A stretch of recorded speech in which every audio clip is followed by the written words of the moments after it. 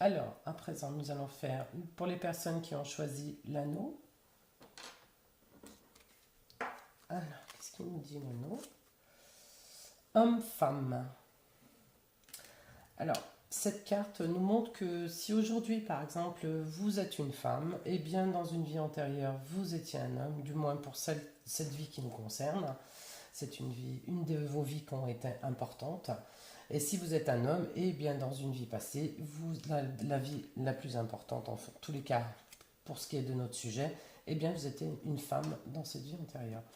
Donc voilà.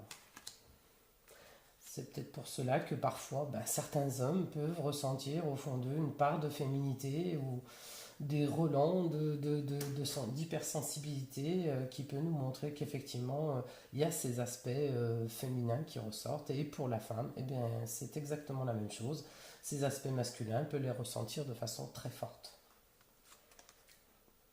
Ensuite, nous avons la croix celtique. Alors, cette croix celtique nous montre un temps où vous étiez avec les druides, vous avez travaillé la terre, avec les chamans aussi également. Les druides, les chamans, tout ce qui concerne les Huns. En fait, une civilisation un petit peu moyenâgeuse. Vous deviez être un personnage important. Celtique montre donc tous les guérisseurs également, hein. Et puis la couleur verte montre qu'on a beaucoup travaillé en fait le chakra du cœur. Ensuite, persécution et inquisition. Alors là, peut-être que, effectivement, vous avez un petit peu travaillé avec des énergies qui, à l'époque, n'étaient peut-être pas très bienvenues parce que on n'était pas aussi ouvert d'esprit. En tous les cas, il y avait beaucoup de craintes.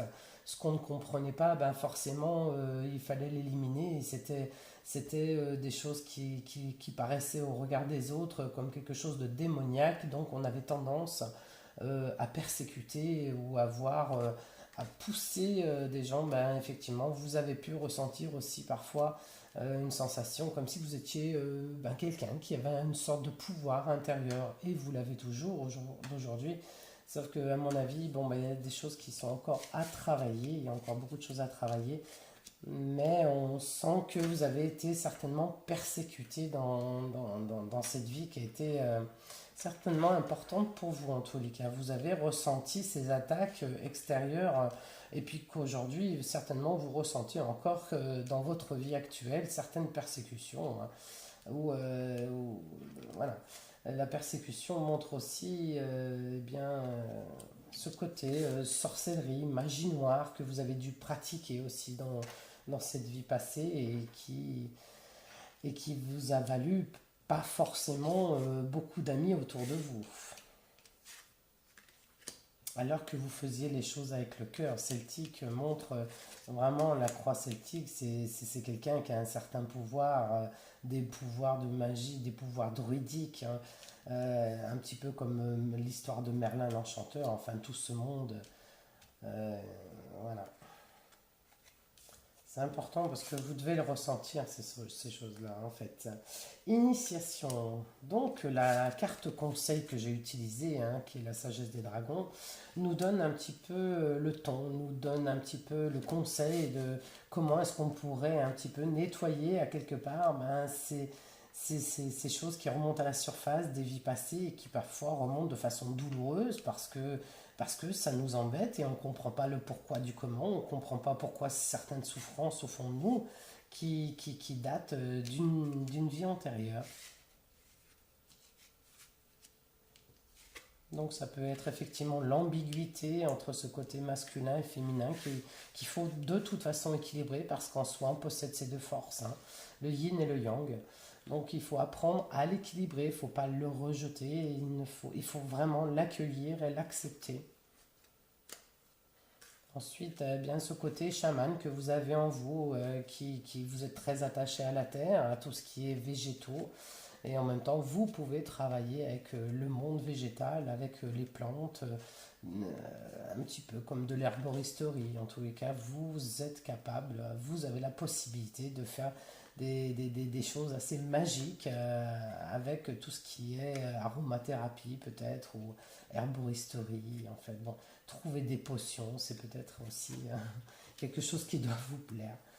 Ensuite, l'initiation montre que vous avez besoin de vous former aujourd'hui. Si vous êtes parti dans l'idée de vouloir faire ce genre de travail comme naturopathe ou peu importe ce que vous avez envie de faire aujourd'hui, mais en tous les cas, il y a quelque chose de fort qui vous anime et il faudrait peut-être l'exploiter, cette énergie qui a été mal canalisée dans une vie passée, mais qu'aujourd'hui, l'initiation, et puis là c'est la plus belle carte du tarot des dragons, la sagesse des dragons, eh bien ça représente un petit peu la maîtresse, celle qui domine.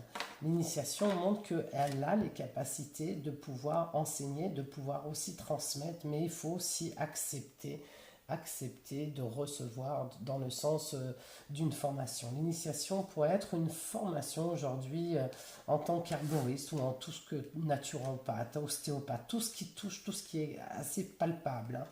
On n'est pas dans des énergies comme le Reiki, le magnétisme. Non, vous avez besoin de palpable. Vous avez besoin de ce contact pour vous relier directement en fait à la Terre. Ben, écoutez, faites cette formation parce que là, elle pourrait libérer un certain karma qui date de vie antérieure et échappez-vous, essayez de travailler un petit peu plus sur vous. En tous les cas, l'initiation montre que vous avez le pouvoir de le faire et vous allez certainement le faire, peu importe le temps que vous mettrez pour réagir ou pour mettre les choses en place, mais l'initiation montre que vous êtes en tous les cas sur ce chemin.